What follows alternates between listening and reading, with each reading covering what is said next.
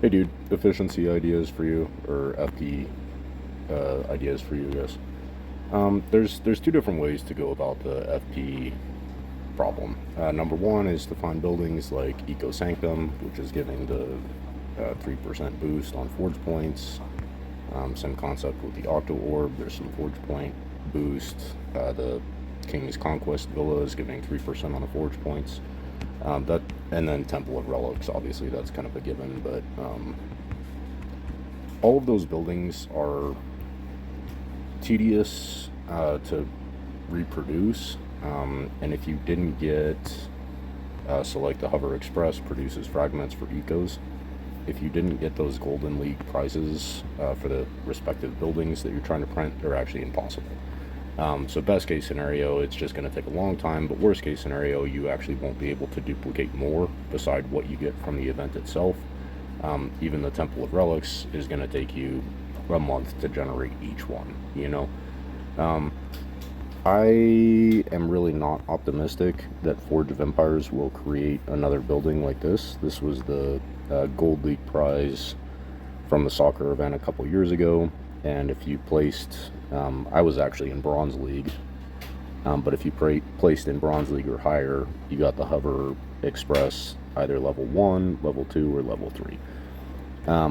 But even off of level 1, I was able to reproduce a shit ton of ecos, you know? I'm really not optimistic that NO will ever produce another building like this again, and especially not for the Bronze or Silver League. I think they're going to make you spend a lot of money to get up into the, like, I'm in fucking amateur league on this. You know, this is the building that would produce more kits of the main building, but anything below that, like Silver doesn't have it, Bronze doesn't have it, so you have to get into Gold League to get that building. And I think NO's going to continue doing that from here on out. I think it's pretty unlikely that we're ever going to have the chance to get a building like that from Bronze League or something. So with that in mind, if you do see an event where a building like this is available, that it doesn't really matter how you do in the event. Like, I only got 2 ecos from the event, but I got the building that will produce more of them. That's the key part. So if we do have an event that gives that output, I personally would say throw a couple bucks at the event and make sure that you get that building. I don't know if you spend money on the game or not, but if you are going to play the game and you got 20 bucks to spare, I would recommend targeting buildings like that you're able to print repeatedly and basically terraform your city. So idea number one to increase your forge point production is to get buildings that have a passive multiplier, right? This is just passively multiplying everything that I collect, and you would pair this with high efficiency stuff. Like any of the Neo stuff, anything from QI is going to be pretty efficient on forge points usually. There's a 3x3 giving 82 forge points. In terms of stock buildings, like Yuki Towers were pretty awesome. There's 109 forge points, but it's on a 4x4, so almost twice the size as the 3x3 Shrine of Knowledge. So that would be strategy number one, is to use multiplier buildings like Eco Sanctum, and then super efficient minor buildings. But like I said, if you don't have access to a way to print Eco Sanctums and you're struggling in QI, that combination is probably not going to work very well. So option number two, and this is actually more my playstyle. I mean, I do have Eco Sanctums, but that's only a small part of my philosophy on the game. Option number two for increasing your forge point production is more in line with my playstyle, and that's going to be FSP production. FSP is finished special production, these guys. And the cool thing about the FSP kits is that you can actually apply that consumable kit to really any part of the game. If it's forge points that you're after, it's pretty easy to generate forge points with FSP kits, but there's basically unlimited uses for it. So at one point, recently, I was hurting on population, and I'm getting back down to like I don't have enough population to build a military camp of my era, you know, because I don't have the population for it. So population has always been a struggle for me, just because the buildings that I tend to go for pretty brutal on population drain. So hurting for population, and I was able to use FSP kits to produce a shit ton of Yuki towers. So I actually have even more than that in storage. I've got another 11 of them in storage. But that was a need that I had in my city at one point, and everyone wants forge points, right? So how do I increase my forge point production? There's a handful of ways to tackle that equation. But increasing your forge point production, hypothetically, depends on the population to be able to do that. So if you have the buildings, if you have FP producers, like, let's look at, I've been printing these recently. These little ribbit retreat things for a 2x4 generating 90 forge points. That's pretty badass, right? But it's population negative, and I currently only have enough population to plant one of them. So hypothetically, we can increase our forge point production by getting buildings that produce forge points. That's pretty common sense, right? But if the building is population negative, how do we get the population to be able to plant those buildings? And that's where FSP comes in, where if you want to use it to generate forge points, you can do that. But if you need to use those kits to generate population or other consumable kits, that finish special, like multi-purpose, you can accomplish anything you want with it. So hypothetically, and my timer is off on this anyway, so I don't mind doing it for you. That's 1947 for collection. That's 17 hours from now. I don't mind doing it for you. But hypothetically, let's say I need some forge points, okay? Well, there's 1,200 of them, and we're going to put it on my Oracle, obviously, because it's the best building in the game. That's the benefit of FSP, and if I need more than that, I'll print more, you know? So the one strategy is we're going to take these passive multipliers, like Eco Sanctum, Octo Hub, your Eco Utopias, Conquest things. Those are passive FP multipliers, and then we're going to fill the rest of the city with high efficiency FP production, right? That's one strategy. But if you don't have access to those buildings and you're trying to increase your forge point production, focus on increasing your FSP production, and then when you need forge points, you can just print as many forge points as you want. The nice thing with doing that is that if you're hitting something like the Eternal Market, it also comes with goods. So the Yukis, for example, I printed all of those off of the Crystal Cascade thing, which gives fragments for Yuki Tower, right? And I just sat there for an hour and print, duplicate, right? That's what's cool about FSP kits, is that it solves more than the forge point challenge. It actually solves basically every challenge in your city.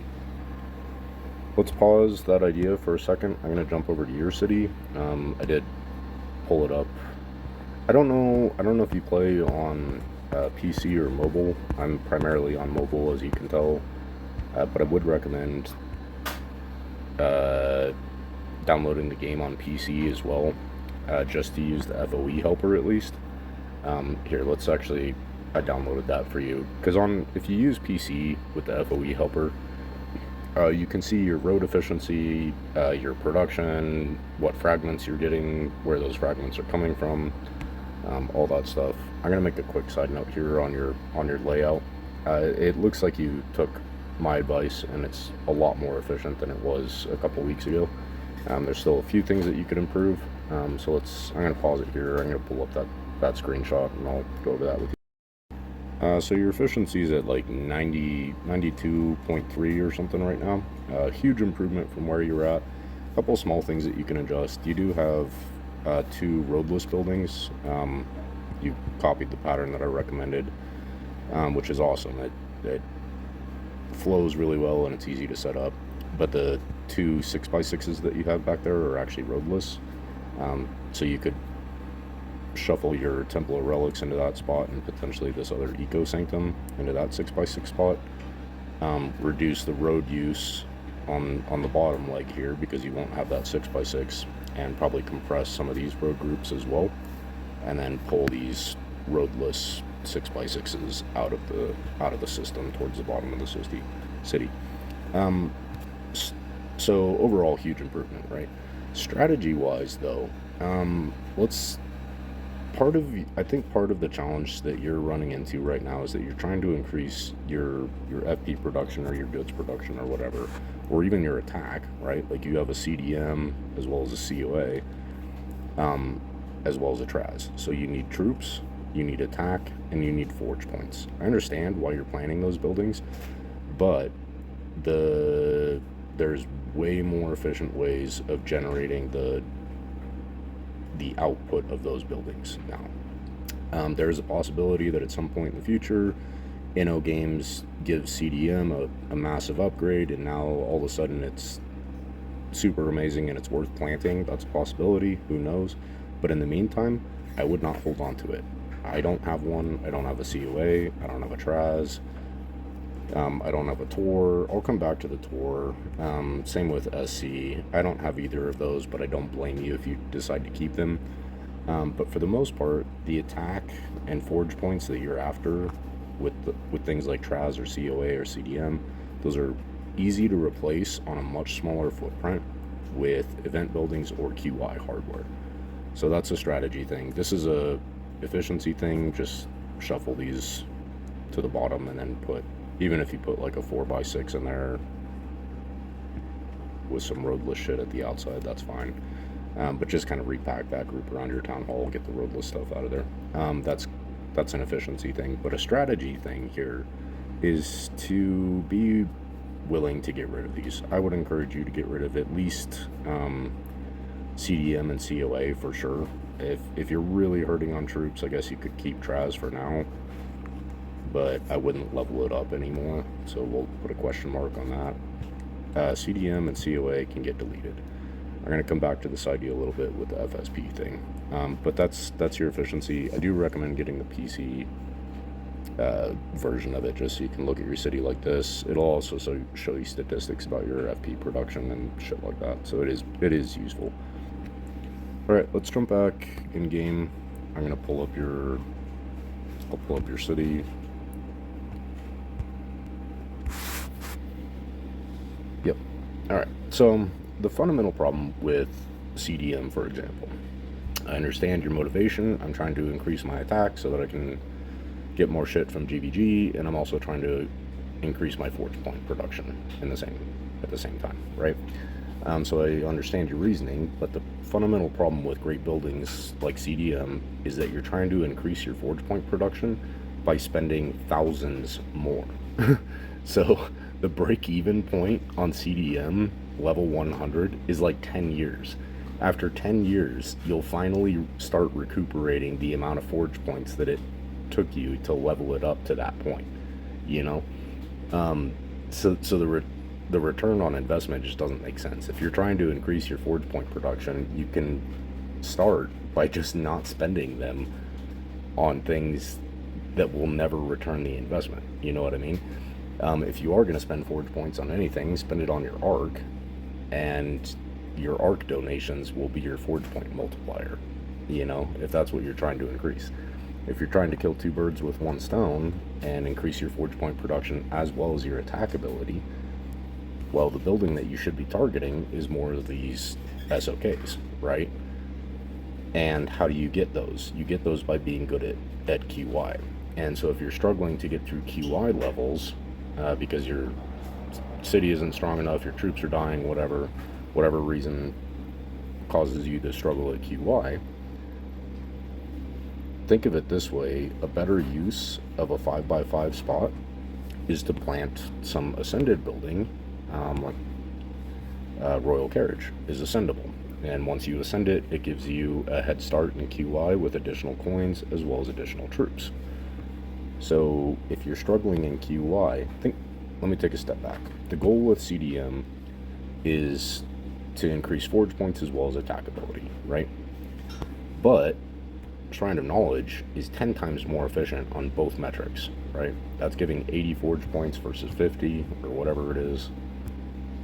Yeah, you're getting 27 forge points out of that. What is Shrine of Knowledge giving you? 80, you know? So realistically, probably replace the CDM footprint with Shrines of Knowledge.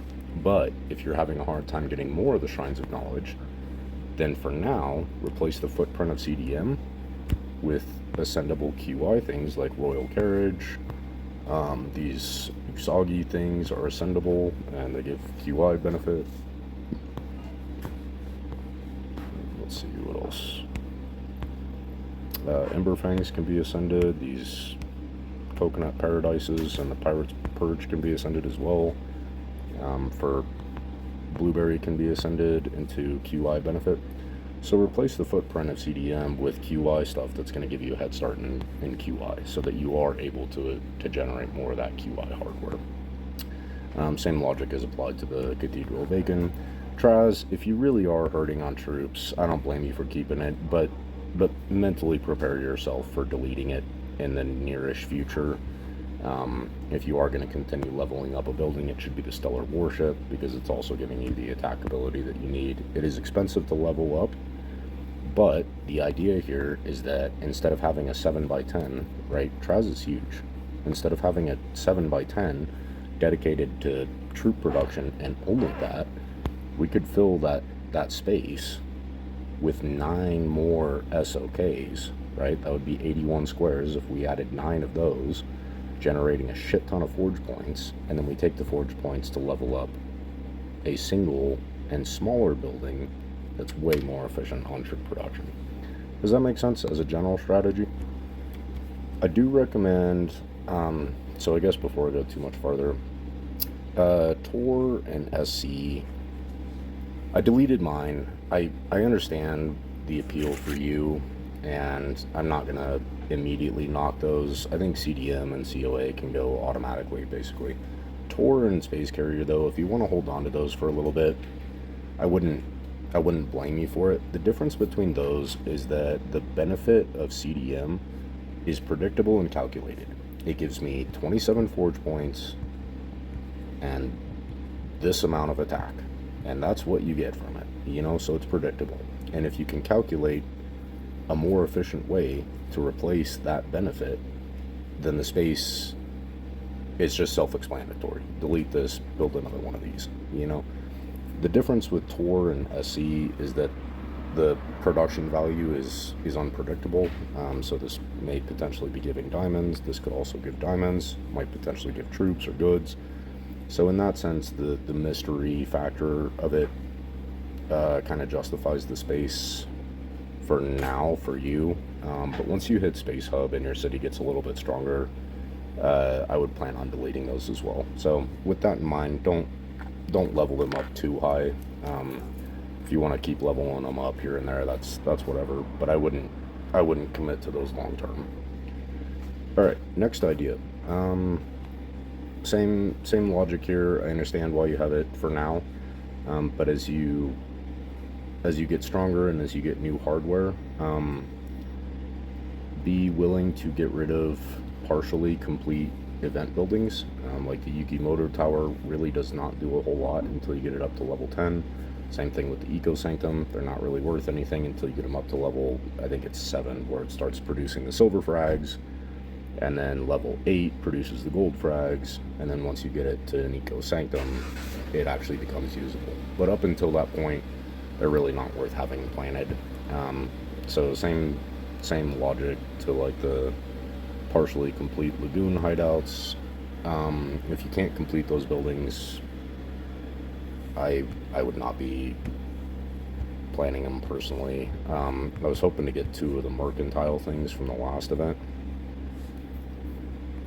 These guys, I was hoping to get 2 of them, and I'm actually 1 selection kit short of being able to do that, so I didn't even plan it at all because it would not be completable. It's kind of a bummer, but yeah, same thing with the Fjord Storm. I was actually hoping to get 2 of those off the last event. What is it? Oh, Fjord. That's it. Yeah. These guys, same thing. I'm 1 selection kit short of being able to get that completed, so I didn't even bother planning it. If that's what you have available, then go with that. But as time goes on and you start accumulating more hardware, if it's incomplete, don't even plan it. Just wait until the next event and plant something better. On another side note too, if I recommend storing everything. Like, don't delete your shit. Store it, and if you don't have a whole lot of store kits, these Monster Ranches Nightmare things are pretty awesome, and that is available from this event in the store here. These guys. That's I've picked up a few more of those. I've got a bunch of them, but I am perpetually running out of store kits for obvious reasons. So I did pick up a few more of those, and other than that, the only thing that I'm really spending my bad things on is ally fragments. But in your case, you might be looking at possibly some of these ascended kits to help you with QI. That would be an idea. But I do recommend snagging a few of these if you don't have a way to generate store item fragments consistently, you know. I'm gonna pause. I forgot my train of thought. Grab a couple of these though, because let's go back to your city. Eventually, you're gonna want to get rid of some of that shit, like the partially complete eco. Probably not worth having planted, but 8 months from now, they're gonna run that event again, and if you have a head start on completing another building, it would be a shame to delete it, you know. And looking at your city, I don't really see anything that is giving store building fragments. They pop up in events every now and then, but for the most part, they're hard to get and easy to spend. So rack up a few of those nightmare boxes just so you can store these partially complete buildings. And then hopefully next year, when they run the event again, you'll be able to finish that Yukimoto tower up to level 10. You'll be able to finish your Eco Sanctum. But in the meantime, I wouldn't bother having it planted. All right, so FSP. All of that said, let's think about the big picture here, which is FSP. You just watched me pull 2400 FP out of my ass, right? I just poofed it into existence. So my city as a whole produces a lot of forge points. But my real forge point production comes from choosing to use my space, right? I don't have a CDM. I don't have a Traz. I've used most of my space on FSP production. So all these Ember Fangs are FSP. Ecos, obviously, are FSP producers. So in addition to the forge point boost, the percentage boost, it's also generating finished special fragments. Same thing with the Ember Fang things. There's finished special fragments, right? And I actually just stored a bunch of sail makers, but those produce finished special fragments as well. I've got escutcheon estates in here that were great at the time, but 10 times finished special fragments. You can also get the FSP kits from doing your cultural settlements, which you should be doing anyways because it will help you with QI. So this is blue stats for QI as well as finished special fragments. Pretty simple and easy ways to generate FSP fragments, right? So you just watched me pull 2400 forge points out of my ass by hitting the Eternal Market. The goal is not to increase the passive forge point collection of your city by leveling up your CDM, for example. That's a waste of forge points. We already figured out that it's going to take 10 years to break even. The goal is to increase your forge point collection by increasing your ability to print them whenever the fuck you want, right? Let's jump back into your city. Gestures, I don't know. You can tell that I like that I liked them. I've stored them recently, but I had a lot of Jesters for a very long time, and it's one of my favorite buildings in the game. Guaranteed FSP production, so 3 times finished special production guaranteed. Ember Fangs on average are a little more efficient, I've noticed, but it is a possibility. It's a percentage chance of getting FSP, so it's not necessarily guaranteed. And there are days that I only get 3 FSP kits out of all of my Ember Fangs. But if you have a shit ton of Jesters, you know exactly how many FSP kits you're going to get every day. On average, I think the Ember Fang is a little more efficient, but the Jester stage is definitely not a bad building. So let's get back into your city and figure out how we can accomplish that. You have the Fjordstorm Harbor here, the 7x4. That's what produces the fragments for the Emberfang totem. And this is where it gets cool. This is a snowball effect, and the more aggressively you do it, the faster it will grow. You are generating FSP fragments from the Emberfang. I don't know how many you have in storage, but I know that you have some because your Emberfang is generating them. And there's this temptation to hit your Eternal Market for the forge points that it produces, but I would not recommend that. Take the FSP kits that you're getting and collect this Fjordstorm Harbor with your Blue Galaxy charges. So you're getting times 6 collections. I would use all 6 collections on the Fjordstorm. So collect Blue Galaxy, collect your Fjordstorm, finish special, collect it again, finish special, collect it again, rinse and repeat. And there's a temptation to add Eternal Market to your Blue Galaxy cycle just because it gives more forge points, right? But long term, the solution to your forge point issue is not by collecting more of them right now, it's by creating the ability to print them whenever you want. That's the difference. Does that make sense? The cool thing with Fjordstorm is that by using your FSP kits on this, you're creating buildings that produce FSP, right? That would be my recommendation for you. And I mean, even Emberfang compared to COA, 2 Emberfangs is basically the same attack ability as COA. So delete COA, make more room for these Emberfangs.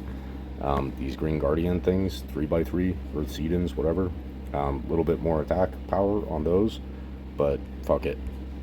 If you want forge points, create FSP kits, and then the attack ability that you lose here, you gain here by taking your FSP kits and leveling up your Stellar Warship faster. Does that make sense? Do you understand the strategy here?